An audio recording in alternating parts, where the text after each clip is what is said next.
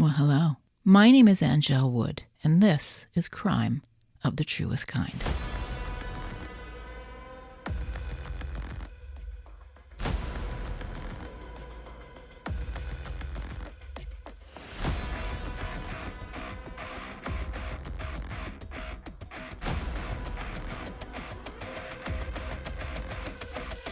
Well, I am feeling better. My entire house has been sick, including some of the dogs, so it has been a slow crawl back. I'm here and I'm proud to share this new episode with you. Crime of the Truest Kind is about New England crime stories and history. The things that happen here. Crime is history, and sometimes history is crime. This episode will be history heavy. I really dug into the times, the 20s into the 40s, and learned quite a lot on that trip. I do break down the historic fire at Cocoanut Grove and the mysteries that surround it, the eerie coincidences related to that disaster, and what it was like during that time. Prohibition, the Great Depression, World War II, gangsters, and I gave myself quite a history lesson. So if you are like me and you like that, stay with me. This is episode 54, The Lasting Legacy of Cocoanut Grove, Boston, Massachusetts.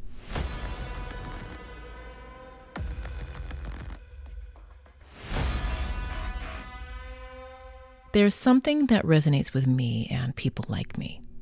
Those of us who spend time in music venues. The station fire in 2003 in West Warwick, Rhode Island, was catastrophic for its ferocity, its negligence, its unfathomable loss, and how it affected a community and the entire state of Rhode Island. I've shared my story about that, how I was on morning radio, heard through New England and in Rhode Island on what was known as the FNX radio network. How we had staff in Providence and were very scared that some of our own coworkers were at that show that night. You can listen to the episodes I did about the station and the people involved, episodes 11, 12, 13. Another massive fire in our history is the story of the Worcester Cold Storage Fire on December 3rd, 1999. Well, different in how it happened, but no less tragic, and no less impactful on the Worcester community. Those 6 firefighters should be here today, doing the job they loved, or being retired, enjoying their grandkids, or living in Florida. Everybody in Massachusetts wants to move to Florida. 81 years ago, the city of Boston was visited by the worst fire disaster of our time, recognized as the largest loss of life in any nightclub in history. A solemn distinction, a catastrophe of epic proportions. It is known as the Cocoanut Grove Fire of 1942. I watched the documentary 6 Locked Doors about the Cocoanut Grove Fire. It captures the stories of survivors, many of whom have since passed away, and it is definitely recommended viewing. It was Saturday, November 28th, Thanksgiving weekend.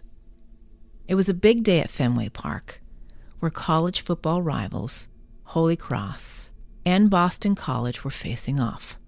Boston College came into that matchup against Holy Cross undefeated. With that kind of record, the Eagles were ready to pack their bags for the Sugar Bowl. Before that final week of the 1942 regular season, the Midwinter Sports Association had its sights on Boston College and either Georgia Tech or Georgia, the best 2 teams in the Southeast Conference. It was one for the books. Adding another measure of mystery would seal this date in the annals of time. The cover of that program for that November 28, 1942 BC versus Holy Cross game showed a photo of the 2 team captains. Holy Cross's captain wore number 55. The BC captain wore number 12. That game would go down as one of the biggest upsets in college sports history, as Holy Cross crushed BC 55-12. Eerily, those team captains unwittingly predicted that momentous end. They got, as we like to say, their asses handed to them. The Boston Globe's Jerry Nason wrote on November 29, 1942, "An awesome Holy Cross team drove the previously unbeaten Eagles right into the sea, hammered them unmercifully throughout the action, and ran up the incredible score of 55-12 on a team that had one foot in the Sugar Bowl 2 hours earlier. It was a colossal reversal of form, and it wasn't encumbered by any fluke or any miscarriage of justice of any pranks of fate. The young men from Worcester simply left the wreckage of the Boston College line all over Fenway Park, and in the midst of the debris left only one glittering, dauntless, daring figure of a man, Mike Holovac. A sellout crowd of 41,300 saw Holy Cross completely obliterate any chance at all of the Eagles going to the Sugar or any other bowl by scoring in the first 5 minutes of play, piling up a 20-6 lead at halftime, and quickly amend a 4th and 5th touchdown after intermission. Stunned Eagle fans had already been planning their trip to New Orleans for the Sugar Bowl. It would not be. Boston College's scheduled victory celebration at the famed Cocoanut Grove that evening was canceled. Sufficiently dazed by their epic loss, they would not know what fate dealt them that night. Not at the time. That historic upset and the incredible triumph of Underdogs Holy Cross probably saved the lives of the BC Eagles who would have attended. That Saturday was a pretty chill day at the Charlestown Navy Yard. The National Archives called it uneventful. In the duty log, 19 ships were berthed or moored at the Charlestown Navy Yard, or at nearby auxiliary piers along Boston Harbor. Duty officers performing periodic controls took note of the vessels that navigated in and out of the yard and the South Boston Naval Annex throughout that calm late November day. Activity not uncommon for this facility, which produced and repaired numerous ships for use during World War II. Thousands of men labored inside those ships. They were riddled with asbestos. U.S. naval vessels prior to 1980 were covered in it. Exposure caused many veterans to later develop mesothelioma and many other serious conditions. The Navy used the toxic mineral because of its affordability and its strength and resistance to heat and chemical damage. Asbestos was good insulation, fireproofing, and building material. And the Navy used it in nearly every part of each ship, from bow to stern. Now maybe you're saying to yourself, who gives a shit? I do. I give a shit. These men got sick working for the United States Navy. Many suffered and died as a result. Do any search for asbestos in Navy ships, you're going to get a lot of Jim Sokolovs. They built more than 200 and repaired thousands more over the Charlestown Navy Yard's 174-year history. Dry Dock 1 helped make this work possible. Built in 1833, one of the first in the country, it provided a dry area to build and repair ships. The building that now houses the USS Constitution Museum, which you can visit and explore the history of old Ironsides. Put it on your travel itinerary. The building it is in once contained huge steam-powered pumps that move seawater in and out of the granite dry dock. Today, workers still use Dry Dock No. 1 to repair the USS Constitution and the USS Cass and Young. That ship was built in 1943 in San Pedro, California, and it is one of 175 Fletcher-class destroyers built during World War II. Here in Charlestown, the Navy Yard built dozens of similar ships during the war. And then in the 1950s, Cass and Young and many other destroyers received regular repairs and modernization in Charlestown. I worked in Charlestown Navy Yard. No, I didn't fix ships. And it had become far more bougie by then. Nomar Garcia Parra, Red Sox shortstop, number 5, he had a condo there. He kept it a while, even after he was traded to the Cubs in 2004. Well, the following year, November 2005, Nomar and his uncle Victor saved 2 women who'd fallen into the Boston Harbor one night.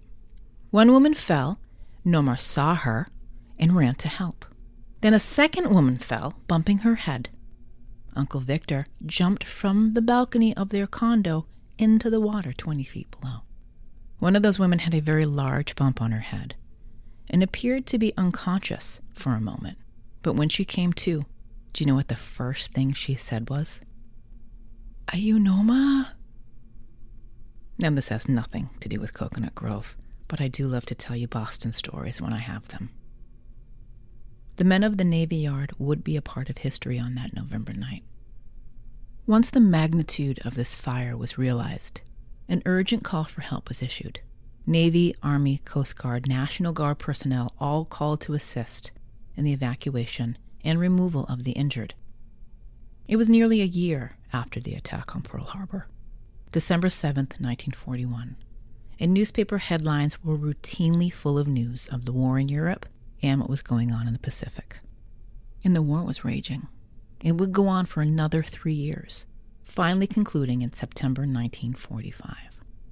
But that night, November 28th, 1942, it would also go down in history.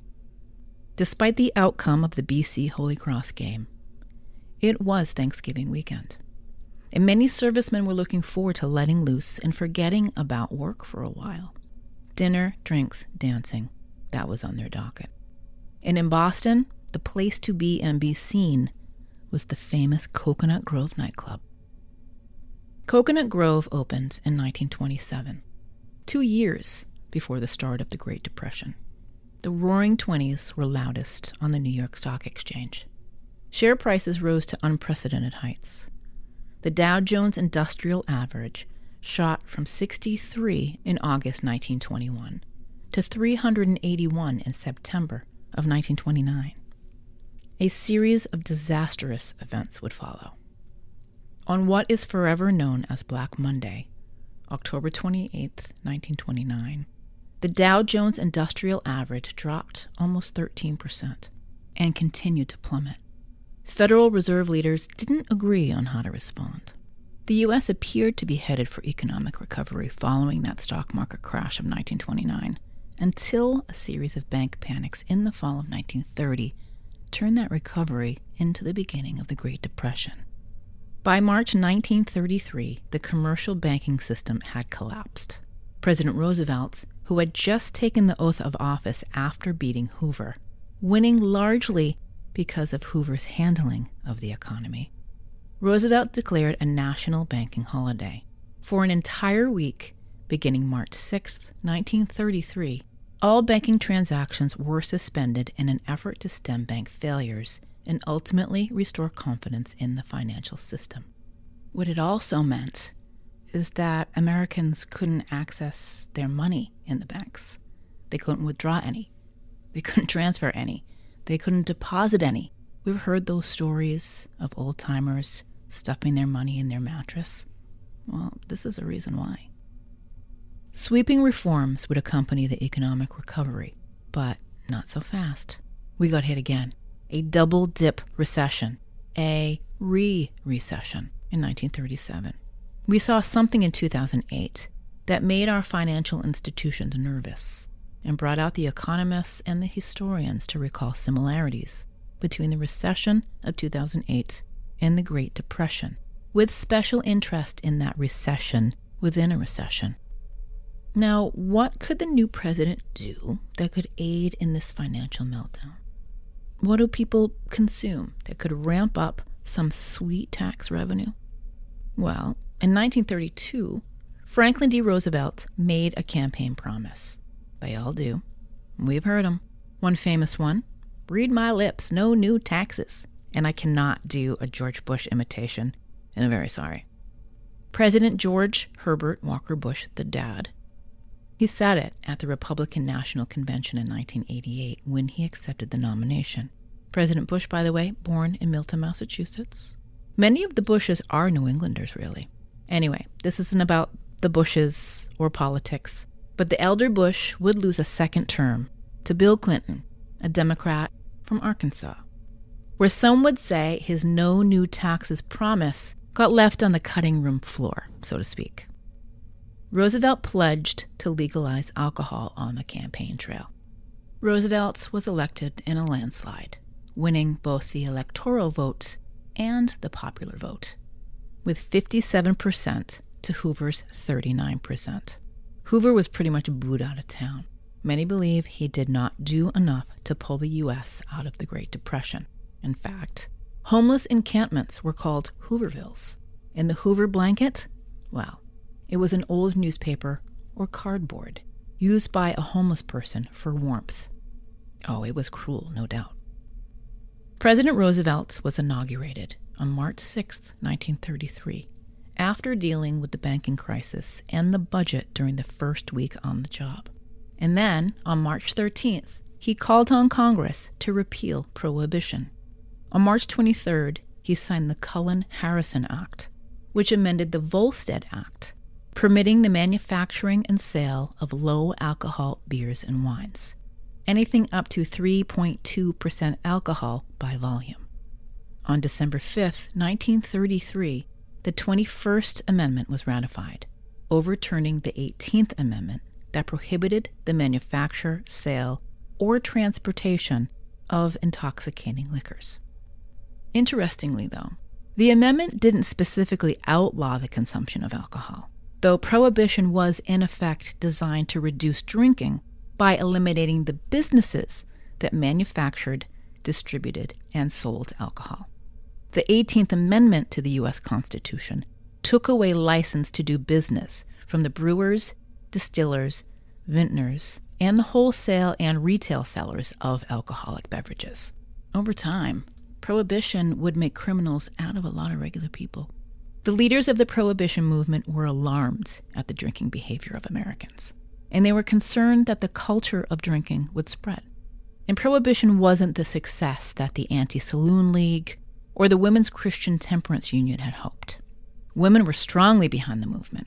Alcohol was seen as the homewrecker of homewreckers, the destroyer of marriages and families. And men would belly up to the bar, spend their paychecks, and leave nothing for their wife and children. While it was largely a product of Christian organizations like those I just mentioned, evidently data has shown that Americans drank a bit less during those roaring 20s. Though I have to ask, how would they really know? The liquor trade just went underground to secret tea rooms and speakeasies. There were about 200,000 illegal bars in operation by 1933 selling moonshine. Moonshine was alcohol produced illegally. Think of it as homegrown in liquid form. Most of it was just rock gut stuff, jackass brandy that caused internal bleeding. And the bootlegged alcohol was brought in from Canada or South America. As crime grew, rackets and hustles had some banner years. Bootlegging blew up, rum running was a career, and gangland characters like Al Capone lived large off the illegal production and sale of alcohol. That kind of gang activity led to more violence. Brutality like that of the infamous St. Valentine's Day Massacre in Chicago, where on February 14th, 1929, 7 men were lined up against the wall in a North Side garage and executed. 5 known members of George Bugs Moran's gang, 1 associate, and a garage worker were killed. The hit was allegedly ordered by rival boss Al Capone, who was working remotely from his Florida home at the time. It is believed that the multiple murder was revenge for the North Side gang appropriating some Canadian whiskey that Capone's gang was running down the Detroit River. According to the book Rum Running in the Roaring Twenties, Prohibition on the Michigan-Ontario Waterway by Philip Parker Mason, despite some of their best efforts, Feds and local patrols seized an estimated 5% of smuggled booze. It was some real Elliot Ness shit. It all seems really absurd today that there were shootouts over some shitty brown liquor when it's now sold next to the chips and the dips in the store. It's not unlike the absurdity I feel when people are still in jail for selling pot when cannabis dispensaries are now the new frozen yogurt shop. Prohibition came to an end in late 1933 because of the Depression, because of the desire to tax the shit out of it, in an attempt to curb the violent crime that had generated over the 13 years. The Cocoanut Grove opened on October 27th, 1927, in the Bay Village neighborhood of Boston. It would eventually spread across 3 buildings a city block wide, resting snugly among Broadway, Shawmut, and Piedmont streets. The initial venture was a partnership between 2 band leaders, Milton Mickey Alpert and Jacques Renard. Alpert had the idea of a stylish nightclub for the city. They could press a button and the ceiling opened, revealing the moonlight above. Cocoanut Grove was called the jewel among the supper clubs. Alpert and Renard, with interest from financier Jack Berman, that was a pseudonym to cover his very shady past, they planned to take vacant space that had been a garage and a film repository near the Boston Common and turn it into a respectable establishment with top-level entertainment. Berman was to offer unlimited funding. Supposedly, no expense was to be spared. Berman is also the one who recommended the name, after the famed Cocoanut Grove nightclub at Los Angeles' Ambassador Hotel. The Ambassador Hotel would go down in history many years later, when Robert Kennedy was assassinated there on June 5th, 1968. On the surface, it would seem that Jack Berman was very instrumental in establishing Cocoanut Grove. But what he really wanted to do was launder money through the club. And he would soon disappear, leaving Alpert and Renard to fund the club on their own. They were left holding the entire bag. They did make a go of it, but the challenges of prohibition and their inexperience made it impossible to fly right and turn a profit. Facing bankruptcy, they turned the club over to Charles King Solomon in 1931 for a reported $10,000, a steal, seeing that is the equivalent of just over $200,000 today.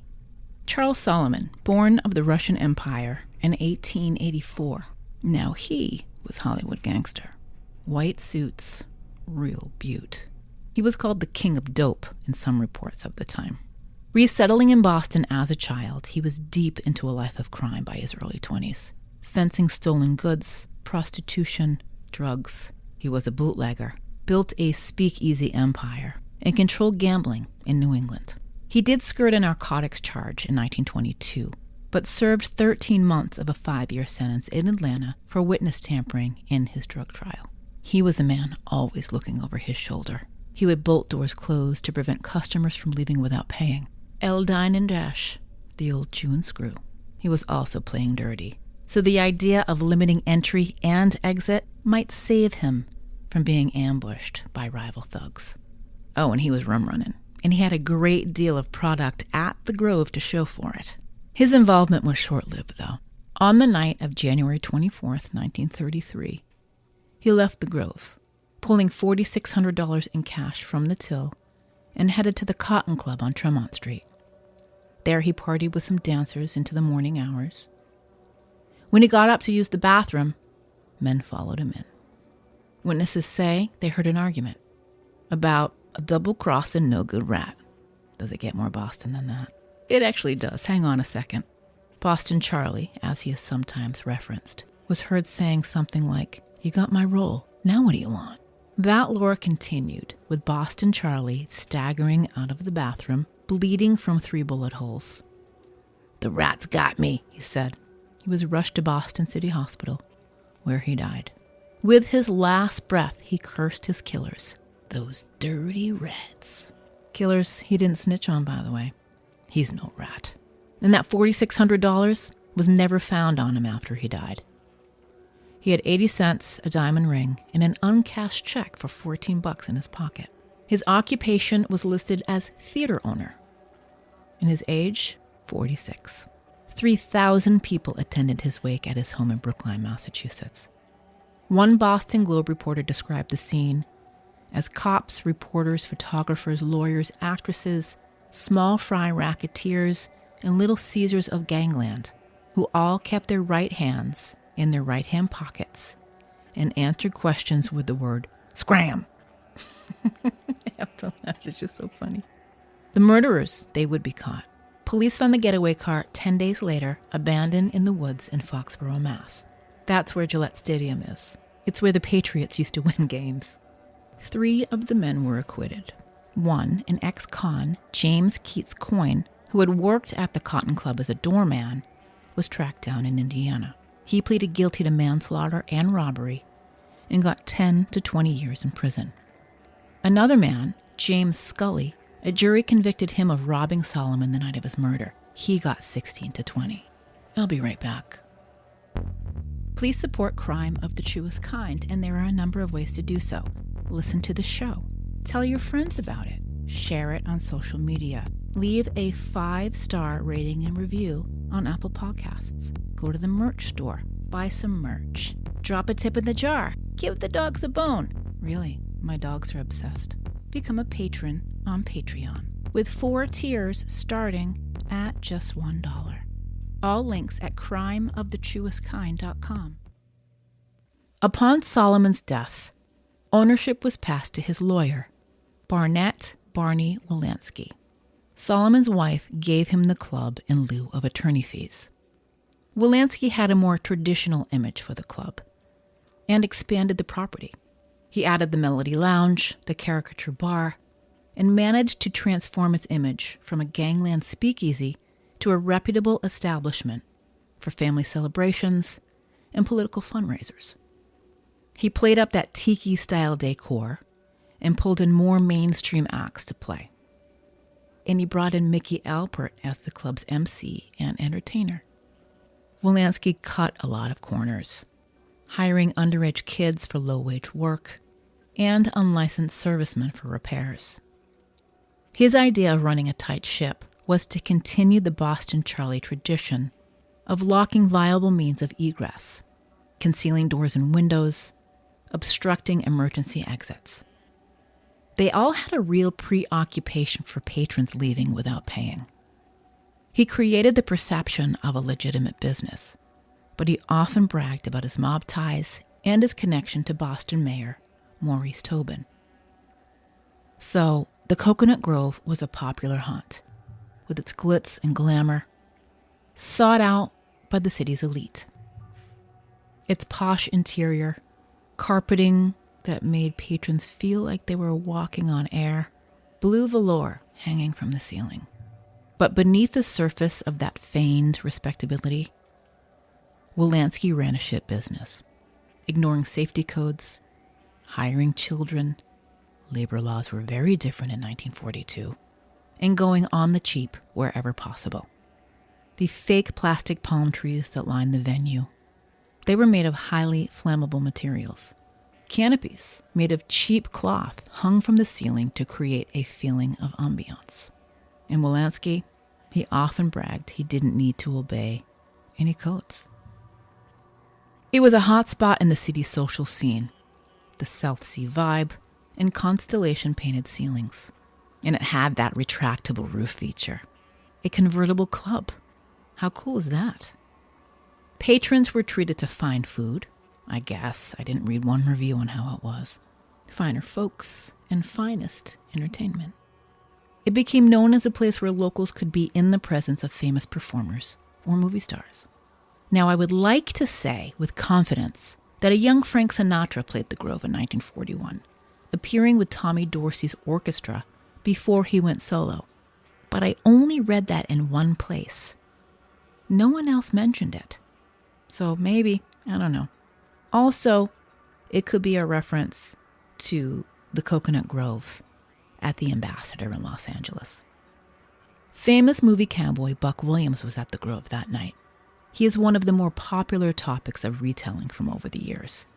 As the lore goes, he escaped from the fire, but ran back in to rescue the injured until he collapsed on the sidewalk and was rushed to the hospital where he died a short time later. What did happen was Buck Thomas went to the club reluctantly that night.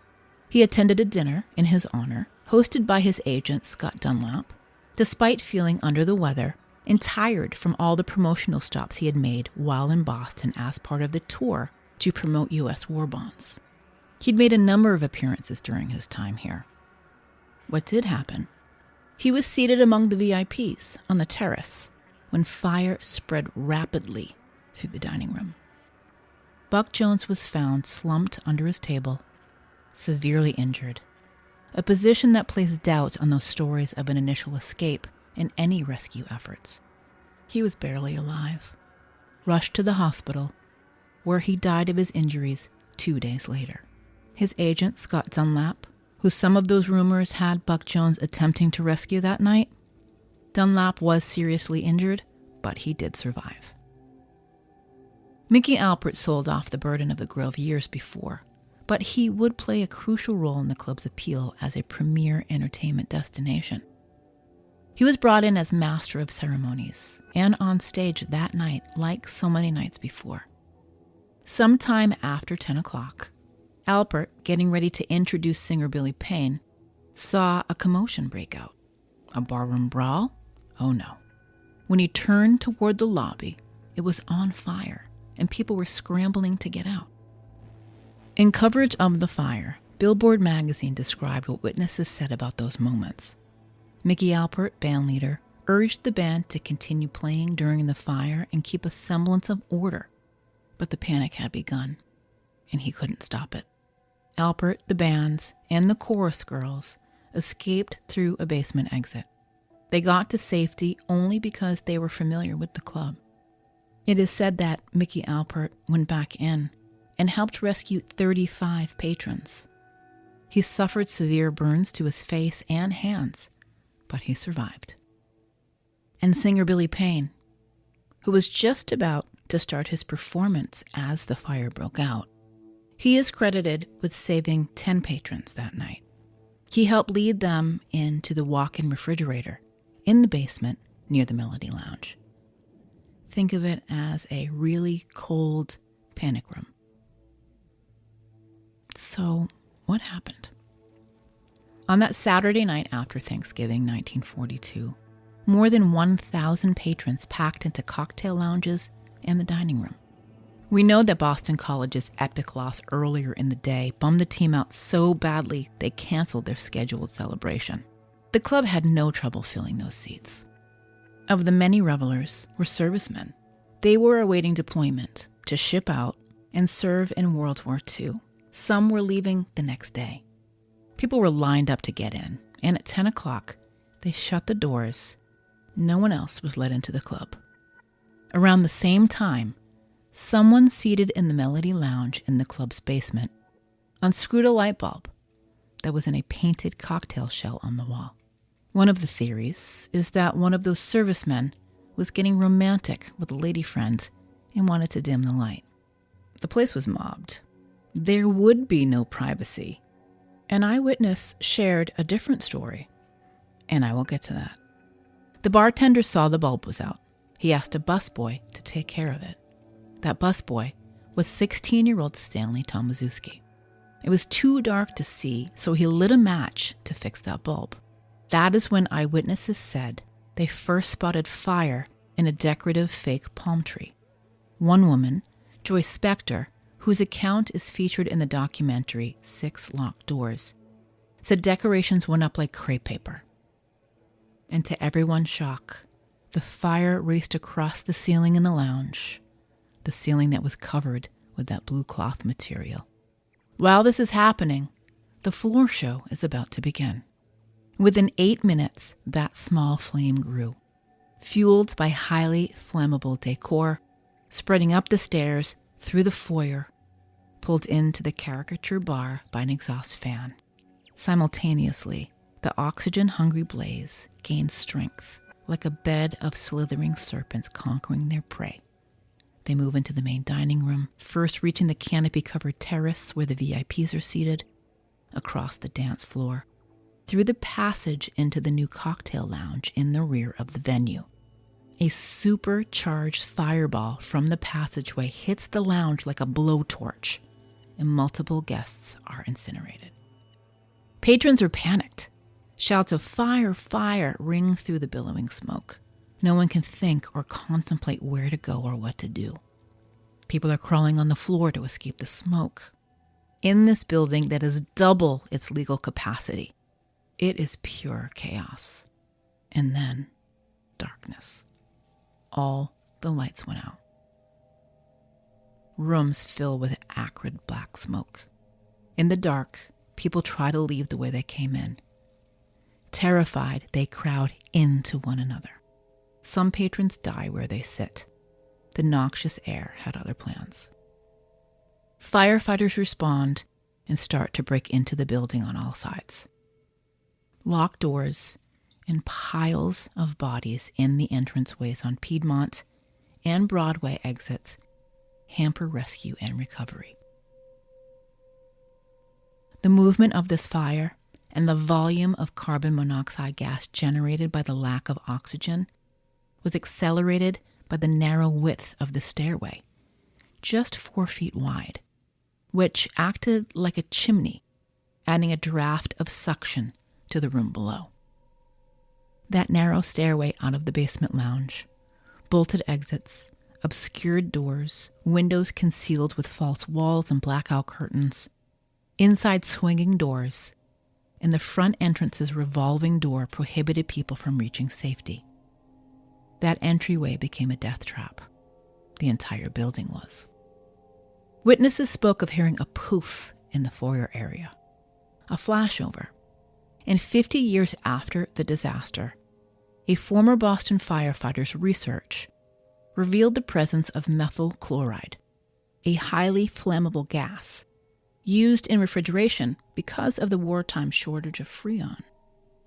It is believed, at least by this investigator, that a flashover event occurred when partially combusted gas coming up from the basement ignited when it reached the area of the foyer. It's in diagrams I'm looking at in the Journal of Light Construction magazine. This is the stuff I read now. The fire was catastrophic in nature. Could it have been prevented? We don't know, because it is still unclear to this day how it actually started. So many theories prevail. That's unbelievable, given all this time. The young busboy was blamed initially. Stanley Tomaszewski was a victim of a different kind. He, at 16, worked 9-hour shifts at the Cocoanut Grove on Fridays and Saturday nights for $2.47 plus tips. That's not per hour. That's a flat rate. I had to get that through my head. Stanley worked to help his family. He wanted to care for his sick mother, to help his dad, who was a janitor, and to buy war bonds. What is a war bond, you may be wondering, because I didn't know. A war bond is a debt instrument issued by a government as a means of borrowing money to finance its defense initiatives and military efforts during times of war. A war bond is essentially a loan to a government. Civilians worked to pay for the war. The working public would buy these bonds out of patriotic feelings or some other kind of emotion. For months after the fire, he was forced to stay at a hotel under police guard for his own safety. Stanley's teacher came to his defense, describing him as one of the swellest kids. He would eventually be exonerated, deemed not responsible for the flammable bamboo and rattan and fake plastic trees and the safety code violations of the club. Stanley Tomaszewski was still ostracized. I'm not talking Bill Buckner here, or someone wearing a Bills hat at a Pats game. For more than 50 years of his life, he was blamed for the fire that killed 492 people. He joined the Army, and he went to war. He graduated from Boston College. He married a woman named Betty, and together, they raised 3 children. He worked as a federal auditor until his retirement. Stanley Tomaszewski died on October 20th, 1994, in Braintree, Massachusetts, at the age of 68. He was buried in the Massachusetts National Cemetery in Bourne. In 1972, Stanley Tomaszewski told a Boston Globe reporter that he prayed for the souls of the innocents who died. He also said he often visited their graves in Massachusetts. "I've suffered enough, was spit on, called every name in the book, and threatened," he said. "Phone calls in the middle of the night. It hasn't been easy. I don't have a sense of guilt because it wasn't my fault. If I felt guilty, I wouldn't be talking to you. My name would not be on the doorbell or in the telephone book. I never backed away." As I continue to read and learn about the Cocoanut Grove fire, I am reminded of the Station nightclub fire in West Warwick, Rhode Island, where on February 20th, 2003, 100 people died in a fast-moving fire, with many trapped in the doorway like the people in that revolving door. In times of confusion and chaos, people need guidance. We lose our faculties. I think about that a lot. This should have never happened in 1942, and it should never, ever have happened in 2003. Fires happen. Mass casualties like these should never. I did a 3-part episode series on the Station nightclub fire. Episode 21, 22, and 23. There was a long list of code violations at Cocoanut Grove. Wolanski was tight with the mayor, so he felt he could let it all ride. And well, he did. Violations were well documented.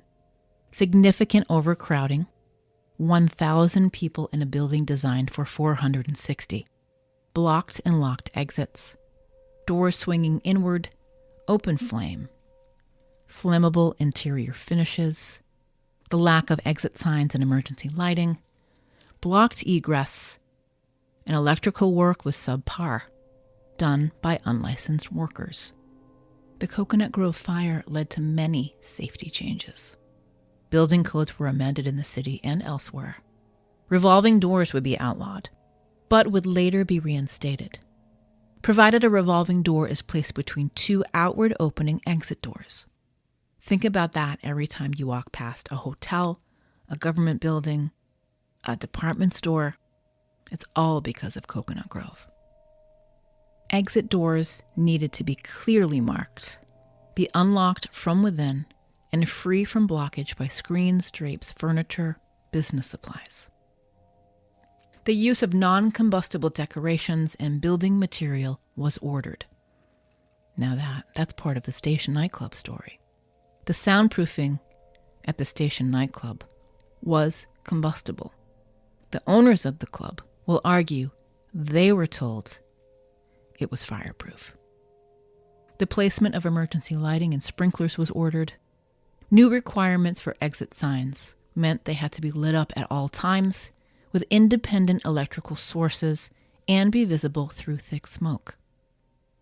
Another myth about the Cocoanut Grove is that the name Cocoanut Grove was outlawed in the city of Boston.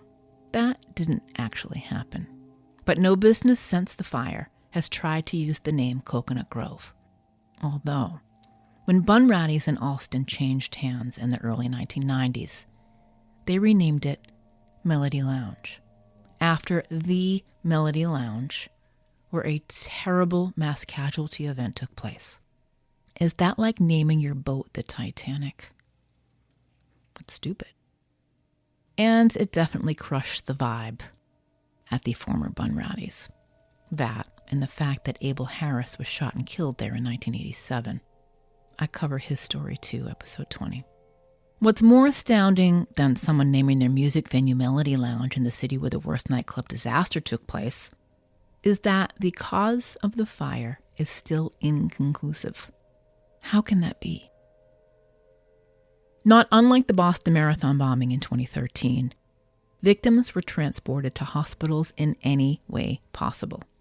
Taxis played a big role. Cars and buses and delivery trucks. Nearly all were sent to Boston City Hospital, now the Boston Medical Center, or Mass General Hospital. The latter is where another key player in this story was at the very time victims were being rushed in. I will get to that. There was a great piece I read in the Salem News by Barbara Poremba, a professor at Salem State University and a member of the Cocoanut Grove Memorial Committee, where she spoke about what came out of the tragedy. There was some good fortune that night. As the chaos ensued and badly injured people were arriving by the droves, it was right around shift change. Medical staff were scheduled to leave at 11, and the overnight staff were due to report. It would be all hands on deck. Nursing students were mobilized. Calls went out over the radio for off-duty nurses and volunteers to report. In a 75-minute period, Boston City Hospital received and triaged 429 patients. 300 were dead on arrival, and 129 were admitted. This volume, averaging one patient every 11 seconds, exceeded the treatment rate in London during the Blitz and is one of the highest admission rates ever recorded. Mass General Hospital received 114 victims. 75 were dead on arrival, and 39 were admitted to White 6, a ward that was rapidly cleared for the victims. Overwhelmed by the magnitude of casualties over such a rapid period, doctors turned to new experimental procedures to try to save lives. These medical practices would go on to be used to treat thousands injured in war, and more civilian victims like those of the Hartford Circus fire in 1944. On July 6th, an afternoon performance of Ringling Brothers and Barnum and Bailey's Circus before a crowd of 7,000 people turned deadly. At least 167 people were killed, and over 700 were injured when a fire raged. The cause of that fire remains unknown, and it is still debated whether it was accidental or arson. Significant advances were made in the treatment and nursing care of burns, directly related to the Cocoanut Grove fire, like the first use of penicillin in the civilian population, improved smoke inhalation and fluid and plasma replacement treatments, and the development of specialized nursing burn units. A new understanding of survivors' guilt and grief and treatment for what we now know as PTSD, post-traumatic stress disorder, that came out of the misery people had to endure, not only by the victims, but also the caregivers who witnessed the horror and the suffering. Medical professionals gained greater understanding of emergency triage that led to advancements in disaster planning, response, and management of mass casualties. In this piece, she calls it a tiny sliver of a silver lining to the tragedy. It is that these many advancements have saved millions of lives since. They are a legacy to the victims of the Cocoanut Grove fire. Thank you, Professor Poremba. Not all victims were burned, however. Some are crushed, multiple broken bones, others asphyxiated by smoke and fumes. Some of their lungs were so destroyed that it killed them. Another incredible fact I learned from the documentary is this. Merck Labs was testing penicillin on the troops, and by request of the medical teams treating their survivors, and the call was made asking if they would release some for civilian use. Penicillin was brought to Boston by state police convoy, with officers from each state police department passing from state to state under the cover of night in secret, so the Nazis would not find out about it. That is incredible. Medical teams did not know how to use it initially, but their work would go on to revolutionize burn care. One of those many medical professionals was Dr. Bradford Cannon, a plastic surgeon who helped pioneer a new treatment for burns and used it on victims of the Cocoanut Grove nightclub fire. He passed away in 2005 at 98 years old. By law, the Cocoanut Grove could accommodate 460 people, but on that night, more than 800 patrons were dining and dancing. Among those 928 identified persons inside the club when the fire broke out, 805 were patrons, and 123 were club employees, entertainers, or others working in some capacity. Among that 805, 431 were men, and 374 were women. Among all 805 known patrons present when the fire broke out, 464 died, and 341 survived. The median age of male patron victims was 28. The median age of female patrons was 26.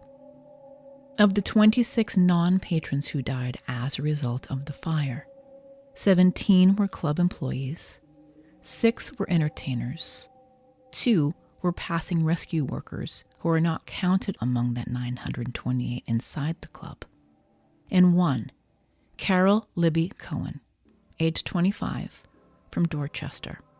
She was a non-employee war bonds salesperson stationed in the club foyer. On the night of the fire, the club's owner, Barney Wolanski, was recuperating from a heart attack he suffered 12 days earlier. He was at Massachusetts General Hospital as the staggering number of victims from his club due to his negligence were being carried in, screaming in pain on the edge of death. His brother, James, was overseeing club operations that night. Due to the nature of the case, the death toll, and the flagrant disregard of public safety, a grand jury indicted 10 employees. But the only person convicted was Wolanski. He was sentenced to 12 to 15 years for manslaughter and sent to Charlestown State Prison. Its location is close to the current site of the Bunker Hill Community College, also known as Good Will Hunting University. With his health failing, he had late-stage cancer. Wolanski was pardoned by former Boston mayor turned Massachusetts governor Maurice J. Tobin. He had a bridge named after him. He served 3.5 years of his 12 to 15-year sentence. Barney Wolanski died within months of his release on January 27, 1947. He was 49. It has been 81 years. This colossal disaster is forever ago. Pearl Harbor old. Pearl Harbor happened on December 7th, 1941. Less than 1 year earlier. I cannot explain Pearl Harbor and its meaning to history right now, so your homework is to Google Pearl Harbor. You could, if you wanted to, watch the 2001 film starring one Ben Affleck and Josh Hartnett, directed by Michael Bay, so there's action, but it is kind of shit. I will say this, it was an attack on the United States, and what President Roosevelt called a date which will live in infamy. 2,402 Americans lost their lives in an early morning attack on Pearl Harbor in Hawaii. In comparison, the September 11th, 2001 attacks led to 2,977 deaths, according to the 9/11 Memorial and Museum. And what came next in both? Well, more dark days for U.S. history. In 1993, the Bay Village Neighborhood Association dedicated a plaque to memorialize the events of that night and the people lost. The bronze plaque was created by Anthony Mara, the youngest survivor of the fire, a 15-year-old busboy at the time. It was set in the red brick sidewalk at the location of where the revolving door once stood. The plaque bears a schematic of the club layout with 7 palm trees, an explanation of the fire, and the phrase, "Phoenix out of the ashes," a reference to the changes in fire codes and advances in burn treatments that occurred as a result of the fire. In 2013, the road formerly known as the Shawmut Street Extension, next to the site of the Cocoanut Grove, was renamed Cocoanut Grove Lane to honor the memory of that night. In 2016, family members whose relatives were at the club that night, like Dorothy Doucette, learned that developers moved the plaque from its original home when someone bought the old parking lot on Piedmont. That was the former site of the Cocoanut Grove. The new owners were preparing to build, wait for it, luxury apartments. Yeah, an epidemic in the Boston area, with everything being unaffordable to anyone who grew up here. Tony Mara's plaque was removed with the understanding that it would be returned to the same spot when construction was complete. But once the Piedmont Park Square condos were occupied, the new owners objected to the memorial returning to the sidewalk.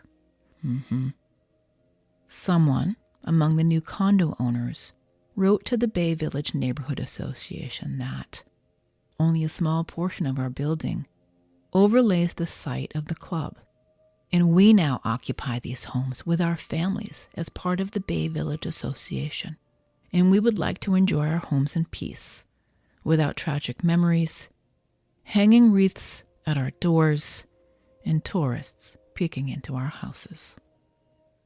The Bay Village Neighborhood Association moved the plaque. It was relocated to the next block at the corner of Piedmont and Cocoanut Grove Lane, adjacent to the Revere Hotel garage. The streets in the area where the club once stood have been reconfigured somehow, and the Revere Hotel occupies some of the physical space where the Cocoanut Grove was located. I stared at the map for a long time, and it didn't make complete sense to me, but okay. And finally, this November, the Cocoanut Grove Memorial Committee broke ground on the new permanent memorial that will honor the legacy of Cocoanut Grove and the people who died. 3 11-foot arches will replicate the club's entrance. The project site is located in Statler Park at 243 Stewart Street, 1 block from the former Cocoanut Grove site at 17 Piedmont Street. I'm still trying to get over the fact that people live in condos where almost 500 people died. I certainly hope they're not haunted.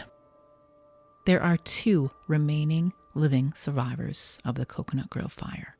Joyce Spector, now Joyce Mickelberg, who was in the Melody Lounge at the time the fire started and saw the busboy light the match. She was 18 at the time and was there with her fiancé, Justin Morgan of Cambridge. Justin had enlisted and was about to deploy the next day, but Justin didn't survive the fire. Now, according to Joyce, the light bulb was knocked out by someone throwing something at it. I found that very interesting. I didn't see other reports of anyone saying that. She is 99 years old and lives in Massachusetts. Robert Shumway was 18 and a student at Williston Academy in East Hampton at the time. He was in Boston with his friend Richard Moulton to attend the Holy Cross BC game at Fenway. They decided to visit the famous Cocoanut Grove on their way home. The 2 mingled inside the club, walked outside, and then returned to the main floor near the caricature bar. There was an explosion, a blue and orange ball of fire that started in the basement of the club where the Melody Lounge was and traveled up those stairs and across the foyer. The 2 would spend the night covering and carrying bodies to ambulances. And everyone else, well, they're gone. We cannot forget the diligence of the first responders and volunteers who came out to help, and the medical professionals whose care of the hundreds injured in the fire and their dedication to their field, who changed medical care for burn patients and trauma patients forever. This is a part of our history, not only Boston's, but the country. You can move the plaque all you want, but the history remains. And as time goes on, less and less becomes known about the magnitude of what happened that night. And the documentary 6 Locked Doors shares the words of Santayana's Life of Reason. They are words we should all live by, because so many had to die by them. Those who cannot remember the past are condemned to repeat it. Thank you for listening. My name is Angel Wood. Crime of the Truest Kinds is online at crimeofthetruestkind.com. Everywhere you listen to podcasts. Follow at Crime of the Truest Kinds. Leave a 5-star review. They are my favorite. Drop me a message. Tell me what you liked about this episode. Send me an email and suggest a story. Thank you, Patreon patrons. Superstar EPs Lisa McColgan, Rhiannon, Solid Gold Devon, Pam K, Newbie Michelle, all you wicked cool ones. This has been a rather beefy episode. I really did enjoy researching and learning about it. I have new live events to announce very soon. I must be going now. Lock your goddamn doors.